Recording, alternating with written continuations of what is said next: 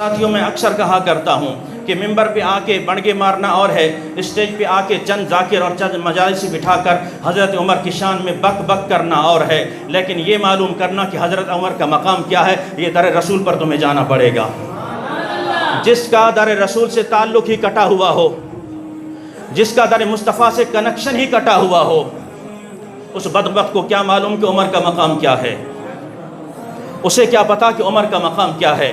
عمر کو پہچاننے کے لیے در مصطفیٰ پہ آنا پڑے گا، عمر کو پہچاننے کے لیے عظمت مصطفیٰ سینے میں اجاگر کرنی پڑے گی، پھر پتہ چلے گا کہ عمر کا مقام کیا ہے۔ میرے آقا نے فرمایا روئے زمین پر اگر میرے بعد کوئی نبی ہوتا تو اللہ تبارک و تعالی حضرت عمر کو نبی بنا کر بھیجتے۔ میرے بعد کیونکہ نبوت کا دروازہ بند ہو چکا ہے، نبوت کا دروازہ بند ہو چکا ہے، اگر اللہ تبارک و تعالی یہ دروازہ کھلا ہوتا تو میرے بعد نبوت کسے عطا کرتے؟ حضرت عمر فاروق رضی اللہ تعالی عنہ کو عطا فرماتے۔ وہ عمر فاروق عزیزان محترم جس نے عدل قائم کیا، جس نے ڈنڈے کے زور پہ، یہ جو آج ہمیں صوفیہ کا درس دیا جاتا ہے، صوفی لوگ کسی کو کچھ نہیں کہتے، جناب سیدنا حضرت عمر فاروق رضی اللہ تعالی عنہ،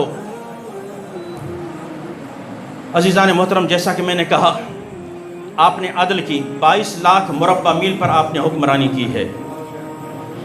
جناب حضرت عمر بن خطاب رضی اللہ تعالی عنہ آپ نے 10 سال 6 مہینے حکومت کی۔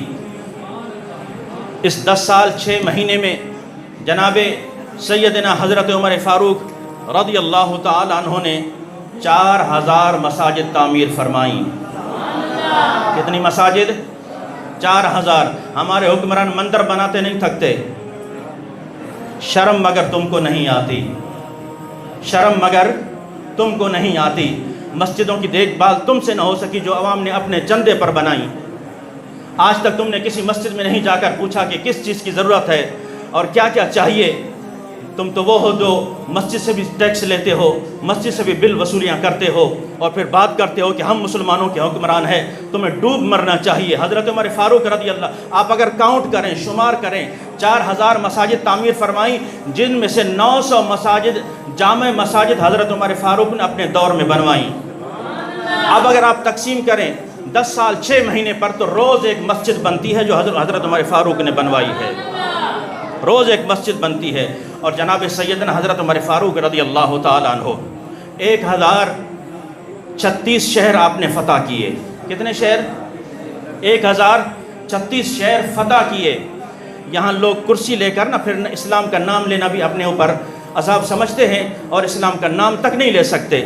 یہاں کرسی پر آ کر پھر قرآن کی بات نہیں کرتے، پھر سویڈن میں قرآن چلا جائے، پھر آنکھوں پہ پٹی بندھی ہے اور ہونٹ سلے ہوئے ہیں، کیوں نہیں بول سکتے؟ بولو نا۔ تمہیں اللہ تبارک و تعالی نے ہر چیز سے نوازا ہے، تمہیں اللہ تبارک و تعالی نے طاقت سے نوازا ہے، تصرف سے نوازا ہے۔ کیا مجال ہے کہ ایک چھوٹا سا ملک بار بار، ابھی کل کا دن ہے کہ پھر اس نے دوبارہ قرآن کو اس بدبخت نے جلایا ہے، اس خبیث نے جلایا ہے۔